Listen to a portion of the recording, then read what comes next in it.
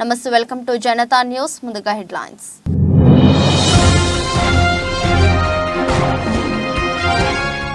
స్పెయిన్లోని వాలెన్షియాలో 14 అంతస్తుల భవనంలో భారీ అగ్ని ప్రమాదం. అపార్ట్మెంట్లోని 4వ అంతస్తులో చెలరేగిన మంటలు.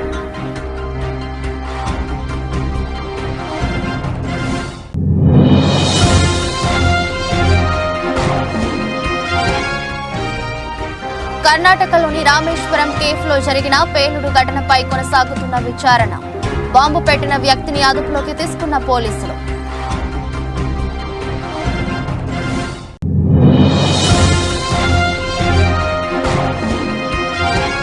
వైసీపీలో చేరిన పులివెందుల సీనియర్ నేత సతీష్ రెడ్డికి కండువా కప్పి పార్టీలోకి ఆహ్వానించిన CM YS Jagan.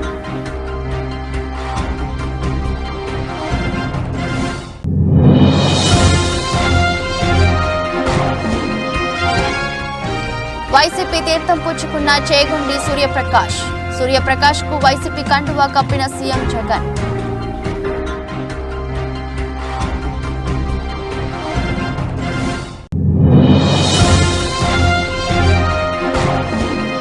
Gona cream lines ice cream తయారీ యూనిట్ పై మల్కాజ్గిరి ఎస్ఓటీ పోలీసుల దాడి. గడువు ముగిసిన ఫుడ్ కలర్ రసాయనాలను ఉపయోగిస్తున్న శ్రీనివాసరావు, భానుమూర్తిలపై అరెస్ట్.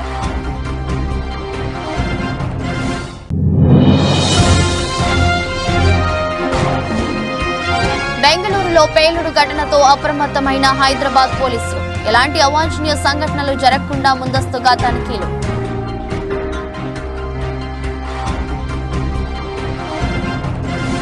స్పెయిన్లోని వాలెన్షియాలో 14 అంతస్తుల భవనంలో భారీ అగ్ని ప్రమాదం జరిగింది. నివేదికల ప్రకారం గురువారం సాయంత్రం ఓ అపార్ట్మెంట్లోని 4వ అంతస్తులో మంటలు చెలరికాయి. ఈ ఘటనలో 10 మంది మృతి చెందగా 20 మందికి పైగా గల్లంతైనట్లు సమాచారం. దాదాపు 350 మంది భవనంలో చిక్కుకున్నారు. మంటల నుంచి తప్పించుకునేందుకు పలువురు అంతస్తుల నుంచి దూకారు.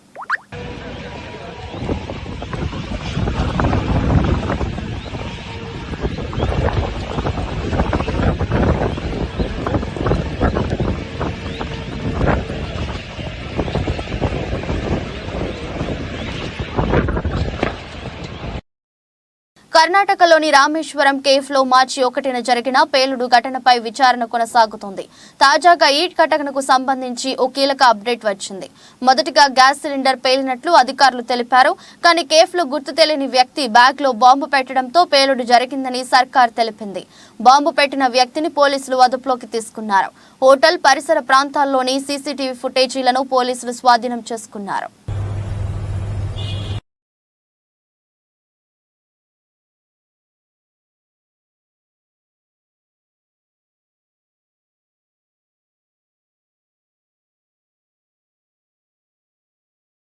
పులివెందుల సీనియర్ నేత సతీష్ రెడ్డి వైసీపీలో చేరారు. సతీష్ రెడ్డికి సీఎం వైఎస్ జగన్ కండువా కప్పి పార్టీలోకి ఆహ్వానించారు.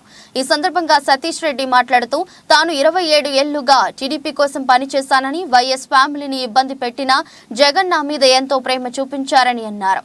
సతీష్ రెడ్డి టీడీపీ తరపున వైఎస్ఆర్ పై 2 సార్లు, జగన్ పై 2 సార్లు పోటీ చేశారు.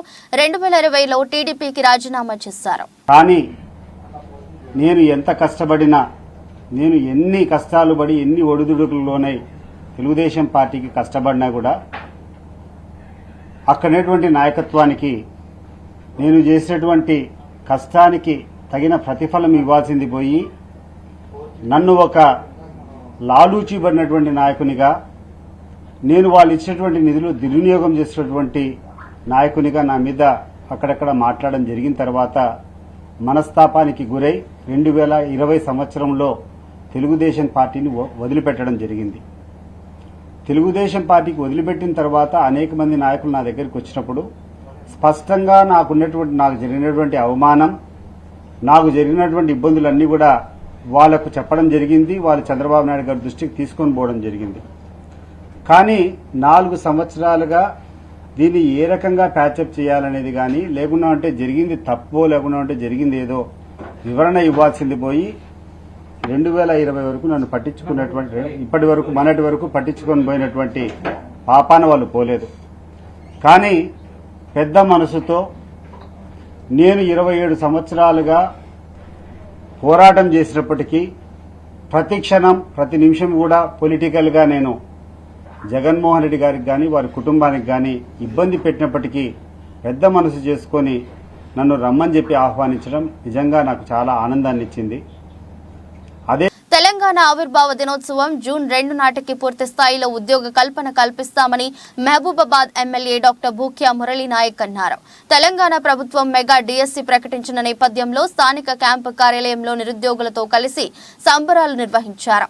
జిల్లా కాంగ్రెస్ నాయకులు సెంతన్ రామరాజు, కమ్మగాని కృష్ణమూర్తి ఆధ్వర్యంలో నిరుద్యోగ యువత కేక్ కట్ చేసి బాణసంచా కాల్చి ప్రభుత్వానికి కృతజ్ఞతలు తెలిపారు. ఈ సందర్భంగా ఎమ్మెల్యే భూక్యా మురళీ నాయక్ మాట్లాడుతూ 10 ఏళ్ల ప్రజా హక్కుల విధ్వంసపు పాలనను పాతరేసి తెలంగాణ ప్రజలు నవశకానికి నాంది పలికారన్నారు. కాంగ్రెస్ పార్టీ హామీ ఇచ్చినట్టుగానే 6 గ్యారంటీలలో భాగంగా మెగా డిఎస్సి వేశామని తెలిపారు. గత దశాబ్ద కాలంగా నిరుద్యోగులకు ఉపాధి అవకాశాలు లేక ఆత్మహత్యలకు పాల్పడ్డారని ఆవేదన వ్యక్తం చేశారు.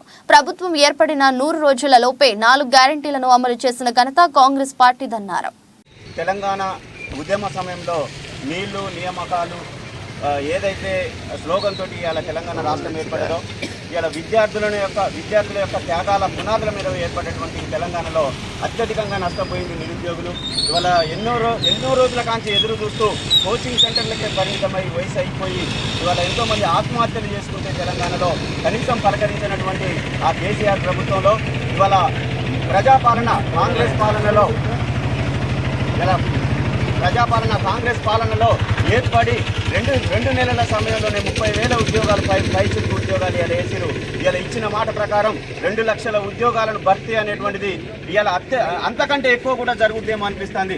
ఎందుకంటే ఇవాళ మనం పేపర్లో చూస్తున్నాం, రోజు ఒక ప్రకటన వస్తుంది, రోజు ఒకరికి ఉద్యోగం వస్తుంది. ఇవాళ ఉద్యోగాల జాతర నడుస్తుంది తెలంగాణలో. ఒకప్పుడు తెలంగాణలో పేపర్ చూస్తే ఆ ప్రక్రియను వాళ్ళు పూర్తి చేయలేదు. ఏ ఒక్క నిరుద్యోగి కూడా ఉద్యోగం రాలేదు, మనం చూసాం.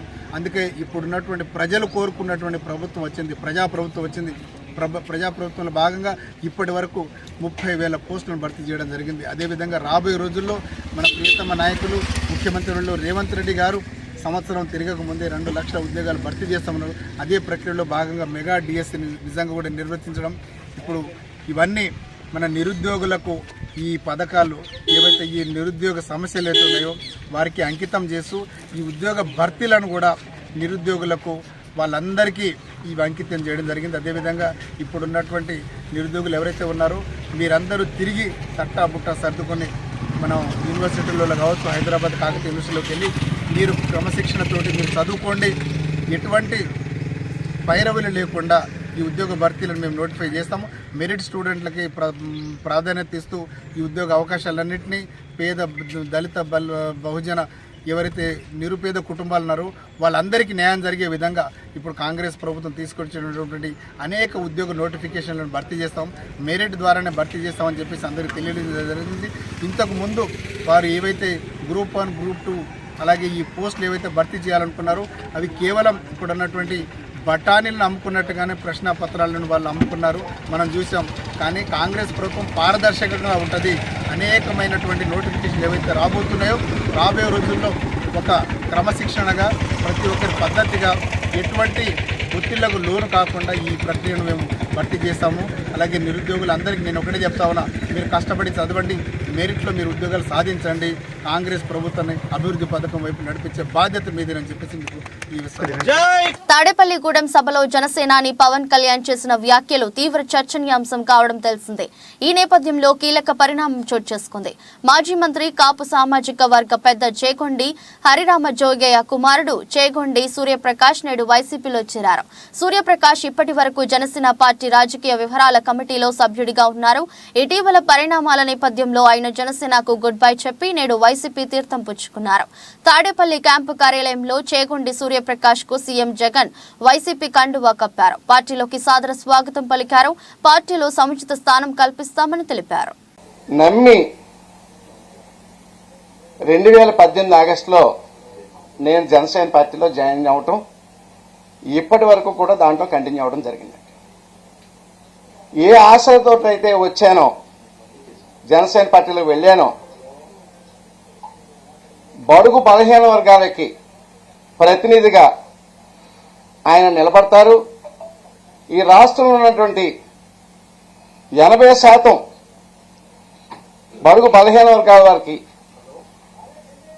ఎప్పుడో దామోదరం సంజయ్ గారి తర్వాత ఇప్పటి వరకు అధికారం దక్కనటువంటి వర్గాలకి ఒక ప్రతినిధిగా ఆయన్ని ఎంతో ఉన్నతంగా ఊహించుకుని ఆయన నాయకత్వంలో పనిచేయడానికి నేను జనసేన పార్టీలో జాయిన్ అవ్వడం జరిగింది అన్నాడు. కానీ ఈ రోజు వరకు చూస్తుంటే వ్యక్తిగతంగా నా యొక్క ఆశలన్నీ కూడా నిరాశలైంది. ఆయన పైకి కనిపించేది, పైకి చెప్పేది ఒకటి, లోపల ఉన్న మనిషి వేరు, ఆయన మనస్తత్వం వేరు. అసలు కనీసం పార్టీని ప్రజాస్వామ్యబద్ధంగా నడపడం చేత కాని ఒక అసమర్థుడు శ్రీ పవన్ కళ్యాణ్ గారని చెప్పి నేను ఈ సందర్భంగా నేను తెలియజేస్తున్నాను.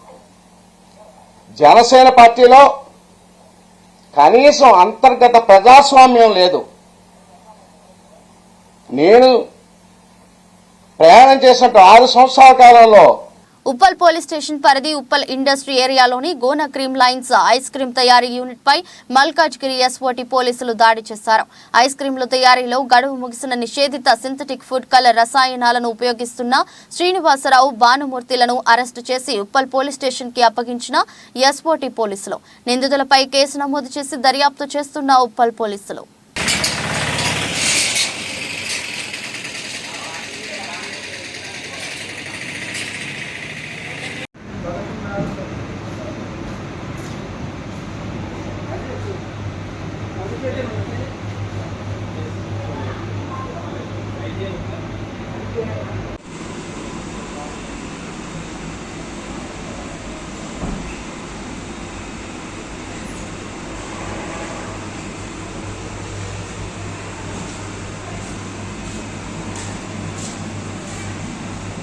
ఫిర్జాదిగూడ మున్సిపల్ కార్పొరేషన్ లో వార్షిక బడ్జెట్ సమావేశం మేయర్ జక్కా వెంకటరెడ్డి ఆధ్వర్యంలో జరిగింది. ఈ సమావేశంలో కార్పొరేషన్ పరిధిలోని ప్రజలందరికీ మెరుగైన మౌలిక వసతులు కల్పించాలని లక్ష్యంతో 23 తీర్మానాలకు సభ ఏకగ్రీవ ఆమోదం తెలిపింది. ఫిర్జాదిగూడ మున్సిపల్ కార్పొరేషన్ ను అన్ని రంగాలలో ఆదర్శవంతంగా తీర్చిదిద్దేందుకు ప్రత్యేక ప్రణాళికలు రూపొందించినట్లు మేయర్ జక్కా వెంకటరెడ్డి తెలిపారు. అదేవిధంగా కార్పొరేషన్ పరిధిలో పెండింగ్ లో ఉన్న ఎస్ఎన్డిపి పనులలో జాప్యం గురించి, ఇతర సమస్యల గురించి త్వరలోనే ముఖ్యమంత్రి రేవంత్ రెడ్డిని కలుస్తామని మేయర్ జక్కా వెంకటరెడ్డి తెలిపారు.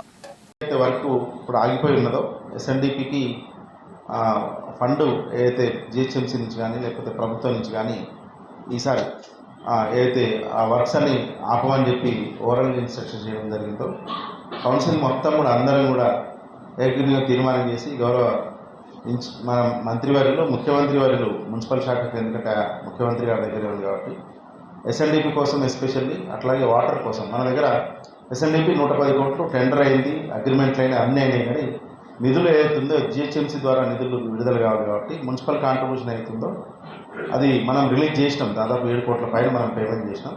జిహెచ్ఎంసీ బ్యాంక్లోనే 858 crore అవుతుందో దాంట్లో భాగంగా ఆ డబ్బులు జిహెచ్ఎంసీ వాళ్ళు విడుదల చేస్తలేరు కాబట్టి దానికోసం ముఖ్యమంత్రి గారిని కూడా కలవాలనుకున్నాం. అట్లాగే మన దగ్గర water works department mission Bhagiratha 2 phase కింద క్రితం గవర్నమెంట్ 2 రిజర్వాయర్లు కంప్లీట్ చేసినాం. ఒకటి 50 లక్షలు, ఒకటి 20 లక్షల లీటర్. ఇంకొక 20 లక్షల లీటర్ సాయేశ్వరి గుట్ట మీద ఇంకా పనులు కొంచెం స్లో డౌన్ అయ్యాయి. సో దాన్ని కూడా స్పీడప్ చేసి అయితే 50 లక్షలు 20 లక్షల్లో కూడా నీళ్లు నింపలేదు. ఇంతవరకు నీళ్లు నింపాలని చెప్పి ఈసారి అది కూడా ఉపయోగించుకుంటే, ఎందుకంటే ఇప్పుడున్న 40 లక్షల లీటర్లకు అంతకుముందు ప్రభుత్వం దినం తప్పించి దినం ఇచ్చే ప్రయత్నం చేసేది.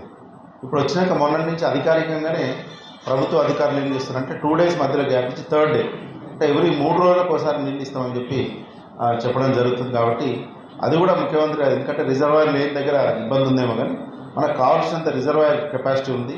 40 లక్షలు ఉండేది 90 లక్షలు పెంచినాం, అంటే 1,30,00,000 పెంచినాం కాబట్టి సో దాన్ని కూడా నీళ్లు నింపుకున్నట్టయితే మనకు బ్రహ్మాండంగా నీళ్ళు వస్తాయి. కాబట్టి మనకు ఆ నీళ్ళు ఇంప్రూవ్ చేయాల్సింది కూడా ఈ 2 తీర్మానాలు ఈరోజు మన ముఖ్యమంత్రి గారి దృష్టికి తీసుకెళ్ళాలని కూడా అనుకున్నాం. సో ఇవి మేజర్గా మన యొక్క బెంగళూరులో పేలుడు ఘటనలో హైదరాబాద్ పోలీసులు అప్రమత్తమయ్యారు. ఈ మేరకు ఎలాంటి అవాంఛనీయ సంఘటనలు జరగకుండా ముందస్తుగా తనిఖీలు చేపట్టారు. శుక్రవారం ముషీరాబాద్ చౌరస్తా, ఇందిరా పార్క్, అశోక్ నగర్, బాగ్, లింగంపల్లి ప్రాంతాల్లో సోదాలు ముమ్మరం చేశారు. కొన్ని చోట్ల బారికేడ్లను ఏర్పాటు చేసి అనుమానాస్పదంగా ఉన్న వాహనాలను క్షుణ్ణంగా పరిశీలిస్తున్నారు.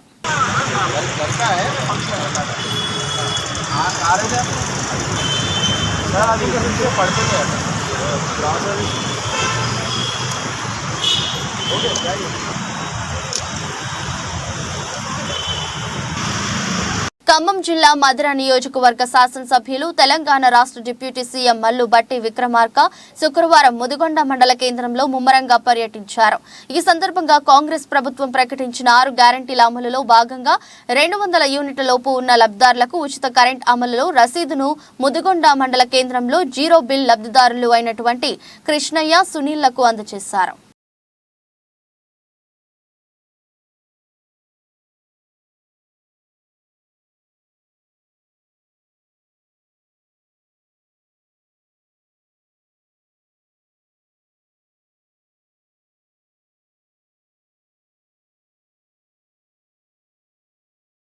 కొమరంభీం ఆసిఫాబాద్ జిల్లా సిర్పూర్ నియోజకవర్గంలోని బెజ్జూరు, చింతలమానేపల్లి, కౌటాల తదితర మండలాలలో ప్రజలు త్రాగునీరు లేక తీవ్ర ఇబ్బందులు పడుతున్నారు.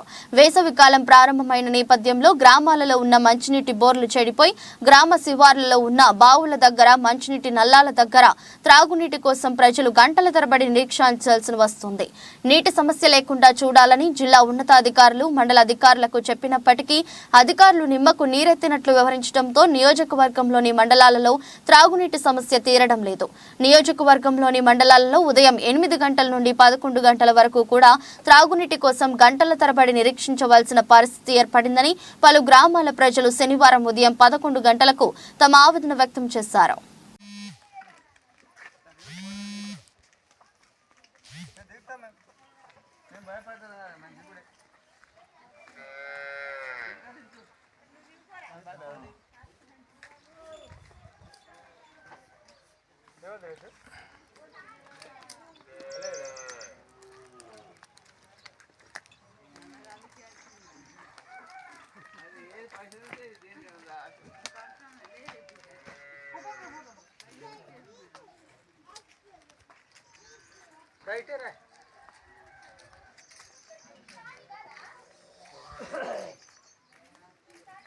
భద్రాద్రి కొత్తగూడెం జిల్లా అశ్వరావుపేట మండలం కొత్తూరు గ్రామంలో త్రాగునీరు సరఫరా లేదంటూ ఖాళీ బిందెలతో గ్రామస్తులు రోడ్డెక్కారు. గత 4 నెలలుగా మిషన్ భగీరథ మోటార్లు పనిచేయక నీటి సరఫరా లేక త్రాగునీరు కోసం ఇబ్బంది పడుతున్నా ఏ అధికారి తమ వంక చూడలేదని ఆగ్రహంతో శనివారం రోడ్డుపై ధర్నాకు దిగారు. వెంటనే సమస్య పరిష్కరించాలని డిమాండ్ చేశారు. కొత్తూరు గ్రామంలో అందరూ కూడా పనికి అంటే శ్రామికులు కాబట్టి ఎవరి పనిలో వారు నిమగ్నమై వాగులోంచి, కాలువల్లోంచి స్థానికంగా ఉన్నటువంటి చెరువు వాగుల్లోంచి నీళ్లు తెచ్చుకోవడానికి వాళ్ళు పోరాటం అనేది జరిగింది. కాబట్టి ఈ సమస్య రోజు రోజుకి పెరిగిపోవడంతో వాళ్ళు పని చేసుకొని ఇంటికి రావడం, బిందెలో నీళ్లు స్థానికంగా ఉన్నటువంటి బోర్లలో తెచ్చుకోవడం, వాగులలోకి వెళ్ళడం వాళ్ళకి బరువుగా అనిపించింది. ఈరోజు వాళ్ళు ఎలాగైనా సరే పోరాడి మనం ధర్నా చేసుకొని మన కొత్తూరు గ్రామానికి నీటి కొరతను నివారించుకోవడానికి వారు ఈరోజు ధర్నాలో పాల్గొని దీనిని ఒక శాశ్వత పరిష్కారంగా మలుచుకోవడం కోసం మన ప్రజలు అనేది ఈ ధర్నాలో పాల్గొనడం జరిగింది. కాబట్టి స్థానిక ప్రజా ప్రతినిధులు ఈ సమస్యకి పరిష్కారం చూపించి కొత్తూరు గ్రామానికి నీటి కొరతను నిర్మూలించవలసిందిగా కోరడం అనేది ఇవాళ గ్రామ ప్రజలు విన్నవించుకోవడం అనేది జరుగుతుంది. ఈ కొత్తూరు గ్రామానికి గత నెల రోజుల గురించి కాదు, గత 30 సంవత్సరాలు కూడా ఈ నీటి కొరత అనేది ఉంటూనే ఉంది. కొత్తూరు గ్రామం అంటేనే నీటి కొరత అని చాలా మంది నివాస యోగ్యులు కూడా బయటికి వెళ్ళడం అనేది జరుగుతుంది. కొత్తూరు గ్రామానికి ఎవరైనా సరే వసతి కోసం వచ్చినటువంటి వాళ్ళు కూడా నీటి కొరతను గురించి ఎవరు కూడా స్థానికంగా ఉండడానికి ఎవరు కూడా ఇష్టపడడం లేదు. ఈ కొత్తూరు గ్రామం అంటేనే నీటి ఎద్దడి అనే మాట అనేది ఊతంగా అయిపోయింది, అందరికీ ఊతమాటంగా అయిపోయింది. కాబట్టి ఈ కొత్తూరు గ్రామానికి స్థానిక ఉన్నటువంటి ప్రజా ప్రతినిధులు ఈ సమస్యకి శాశ్వత పరిష్కారం చూపించి తమ పేరుని శాశ్వతంగా ముద్ర వేయించుకోవాల్సిందిగా కొత్తూరు గ్రామ ప్రజలలో విన్నవించుకోవడం అనేది జరుగుతుంది.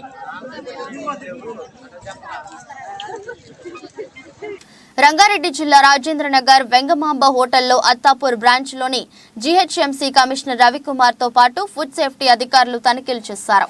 ఈ సందర్భంగా వారు మాట్లాడుతూ ప్రజలకు ఆహారం సరిగ్గా ఇవ్వడం లేదని రోజు పేపర్లో కూడా చూస్తున్నారు. అదేవిధంగా పలు రెస్టారెంట్లపై మాకు ఫిర్యాదు అందగానే తనిఖీలు చేపడుతున్నాం. వెంగమాంబ గ్రాండ్ హోటల్లో కుళ్లిపోయిన ఆహార పదార్థాలను గుర్తించినట్లు తెలిపారు. ఈ మధ్యకాలంలో చాలా పత్రికా దాంట్లోనూ టీవీ ఎలక్ట్రానిక్ మీడియాలలో కూడా ఈ యొక్క కొన్ని ఇన్సానిటరీ కండిషన్స్ హోటల్స్లో వస్తున్న సంగతిని తరచుగా మా దృష్టికి వచ్చింది. తర్వాత ప్రజలు కూడా కొంతమంది కంప్లైంట్ చేయడం జరిగింది. ఇటువంటి ఇష్యూస్లో ఆకస్మికంగా ఈరోజు ఎస్వీఎం దీన్ని హోటల్లో ఇన్స్పెక్షన్ చేయడం జరిగింది. కొద్ది మేరకు బారోలకు శానిటేషన్ మెయింటైన్ చేసినా మరి చివరికి మనం చూస్తూ ఉంటే కొద్దిగా ఫ్రిడ్జ్లో నిన్న మొన్న తయారు చేసినటువంటి ఈ యొక్క చికెన్ పీసెస్, ఆ లెగ్ పీసులు, తర్వాత తందూరి ఐటమ్స్ అని అందులో పెట్టి ఉన్నాయి. ఏ ఫుడ్ అయినా కూడా మాంసం రెండోసారి దాన్ని ఉడికించి మళ్ళీ పెట్టకూడదు. దాని నుంచి విషతుల్యమైనటువంటి పదార్థాలు వెలువడతాయి. కాబట్టి అదే ప్రజలకు అనారోగ్యంగా ప్రాణాలకు తోటి చెలగాటం అన్నట్టు ఉంటుందని చెప్పేసి ఫస్ట్ టైంగా వాళ్ళను మొదటి దఫాగా హెచ్చరించినాం. ఆ ఫుడ్ అంతా కూడా సీజ్ చేసేసి దాన్ని పాడవేయించడం జరిగింది. తర్వాత మిగతా అంతా ఫుడ్ వేరే ఇంకెక్కడ ఏమైనా ఉందా హెవీగా సంగతి చూస్తే ఆ ఒక దీన్ని తప్పించి మిగతాది ఫ్రెష్ ఫుడ్డే ఉంది. కాబట్టి ఆ శానిటేషన్ అనేది కూడా బాగానే మెయింటైన్ చేస్తున్నారు. ఈ ఒక్క చిన్న పొరపాటు అనేది కూడా కనబడకుండా దానిపైన జరిమానాతోటి పెట్టేసి మొదటి దఫాగా హెచ్చరించే వాళ్ళని 30 ఏళ్లుగా తాను తిరువూరు నియోజకవర్గంలో ప్రజలకు సేవలు చేస్తున్నానని మాజీ ఎమ్మెల్యే తిరువూరు వైసీపీ ఎమ్మెల్యే అభ్యర్థి నల్లగట్ల స్వామిదాస్ అన్నారు. శనివారం తిరువూరు పట్టణంలో మార్నింగ్ వాక్ లో భాగంగా ప్రజలతో ఆయన సమస్యలపై ముఖాముఖి కార్యక్రమాన్ని నిర్వహించారు. తాను తిరువూరుకు స్థానికుడని, ఎప్పుడు ప్రజా సేవలోనే ఉంటున్నానని, తనకు వచ్చే ఎన్నికల్లో మద్దతు పలకాలని ప్రజలను కోరారు. ఇంకా ప్రాబ్లం ఉంటే నేను చేస్తాను. జగన్మోహన్ రెడ్డి గారి అండతో ఏ పనులు చేద్దాం. ఈ డ్రైనేజీ మొత్తం మురికి లేకుండా చేసేద్దాం. అర్థమైందా? కేసీఆర్ నాని గారు కూడా పోటీ చేశారు ఎంపీగా. నేను కేసీఆర్ నాని గారు జగన్మోహన్ రెడ్డి గారు కలిసి ఒక ప్లాన్ చేసి ఈ తెలంగాణకి ఎంట్రన్స్ తిరువూరు అంటే మన ఈ తిరువూరుని చూస్తే వచ్చిన వాళ్ళు ఆంధ్రాన్ని చూసి అదిరిపోవాలన్నమాట. అంత డెవలప్మెంట్ మనం తీసుకొద్దాం. జగన్మోహన్ రెడ్డి గారు మనకి చేయూతనిస్తాడు. నేను చెప్పింది వింటారు. నేను ప్రజల కోసం బతికే మనిషిని తెలుసుగా. 30 ఏళ్ళ నుంచి ఇక్కడ చూస్తున్నారు. మీరు స్థానికుడిని. మీ అందరికి కూడా మీరు ఎన్నిసార్లు వచ్చారు నా దగ్గరికి? ఏ అవసరం వచ్చినా అందుకున్నాను లేదా, ఆదుకున్నాను లేదా? అది తిరువూరు నియోజకవర్గం పట్టణం 1వ వార్డులో ఎన్నికల ప్రచారంలో భాగంగా శనివారం మీడియాతో మాట్లాడారు. రాష్ట్రంలో జగన్ ప్రవేశపెడుతున్న సంక్షేమ పథకాలు అబద్ధము, మోసపూరితమని అన్నారు. ఒక పేదవాడు లోన్ తీసుకుని కారు కొంటే అతనికి సంక్షేమ పథకాలు రావు అంటున్న ఈ ప్రభుత్వం వల్ల అతను తెలంగాణలో కారు కొని తెలంగాణలో రిజిస్ట్రేషన్ చేసుకుంటున్నారు. అంటే రిజిస్ట్రేషన్ ఆదాయం కూడా తెలంగాణకే వెళ్తుంది అన్నారు. సంక్షేమ పథకాలు ఎంత అబద్ధం, ఎంత మోసం అంటే ఒక ఉదాహరణ చెప్తాను. ఒక కారు డ్రైవరు చాలా సంవత్సరాలుగా కారు నడుపుతున్న డ్రైవర్గా జీవనోపాధి సాధిస్తున్న ఆ వ్యక్తి ఈ మధ్య కొంత లోన్ తీసుకొని ఒక కారు కొనుక్కున్నాడు. మరి ఆ కారు ఆంధ్రప్రదేశ్లో రిజిస్టర్ చేస్తే కారు ఉందని చెప్పేసి అతను పేదవాడు, డ్రైవర్గా వృత్తిని కొనసాగిస్తున్నాడు, కుటుంబాన్ని పోషించుకుంటున్నాడు. లోన్ తీసుకొని కారు కొనుక్కున్నాడు.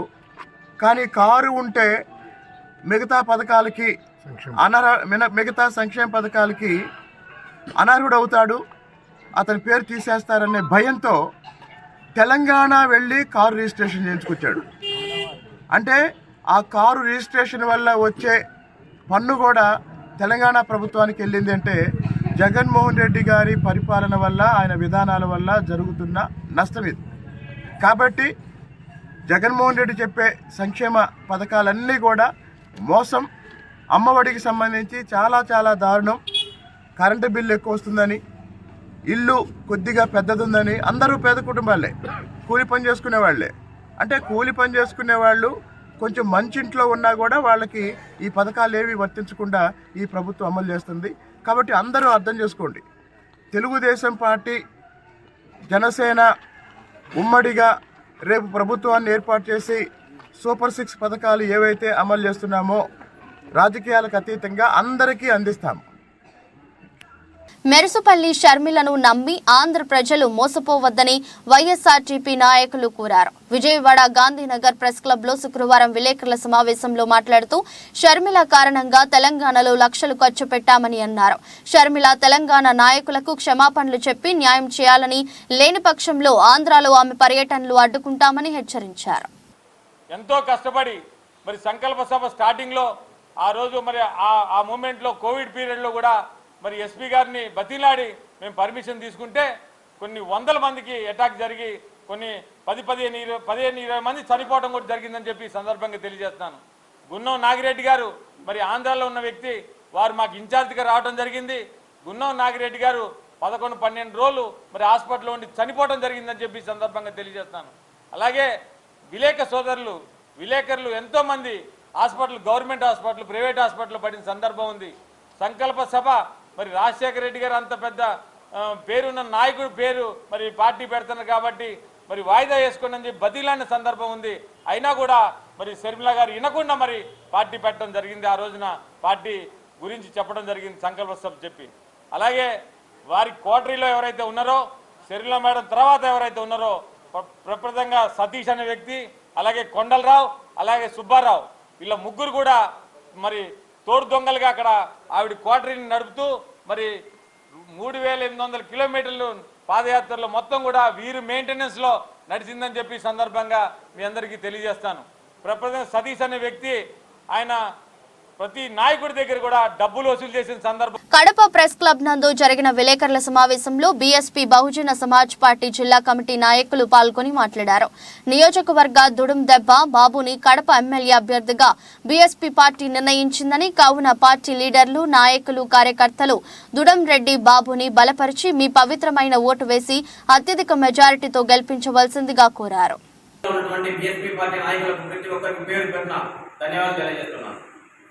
ఈ పార్టీలో చేయడానికి ముఖ్య ఉద్దేశం ప్రాంతీయ పార్టీలు అన్నటువంటి వైఎస్ఆర్ కాంగ్రెస్ పార్టీ, టీడీపీ, జనసేన ఈ పార్టీలు ఎస్సీ, ఎస్టీ, బీసీలను గుర్తించావు.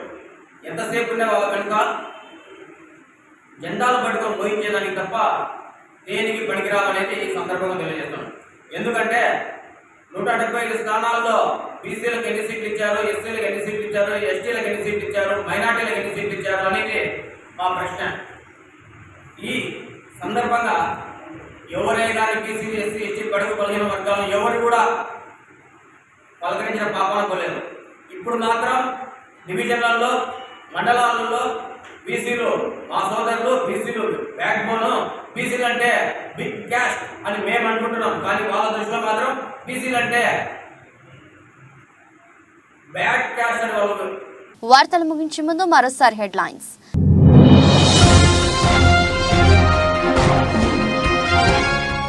స్పెయిన్లోని వాలెన్షియాలో 14 అంతస్తుల భవనంలో భారీ అగ్ని ప్రమాదం. అపార్ట్మెంట్లోని 4వ అంతస్తులో చెలరేగిన మంటలు.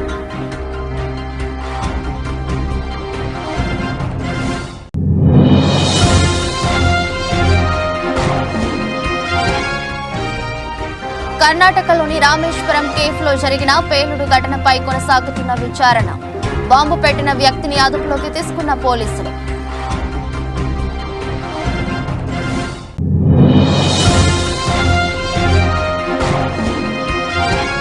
వైసీపీలో చేరిన పులివెందుల సీనియర్ నేత సతీష్ రెడ్డికి కండువా కప్పి పార్టీలోకి ఆహ్వానించిన CM YS Jagan.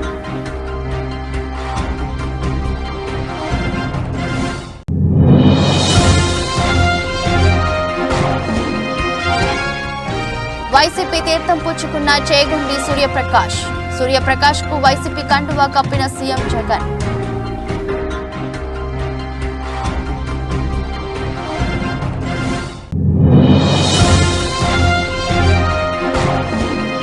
Gona cream lines ice cream తయారీ యూనిట్ పై మల్కాజ్గిరి ఎస్ఓటీ పోలీసుల దాడి. గడువు ముగిసిన ఫుడ్ కలర్ రసాయనాలను ఉపయోగిస్తున్న శ్రీనివాసరావు, భానుమూర్తిలపై అరెస్ట్.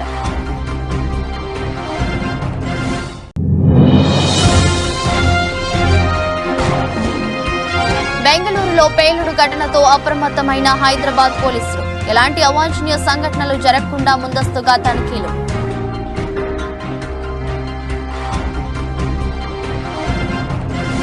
ఇదరస్ట్ బులెటిన్ మరో బులెటిన్లో మళ్ళీ కలుద్దాం. అంతవరకు సెలవు. నమస్కారం.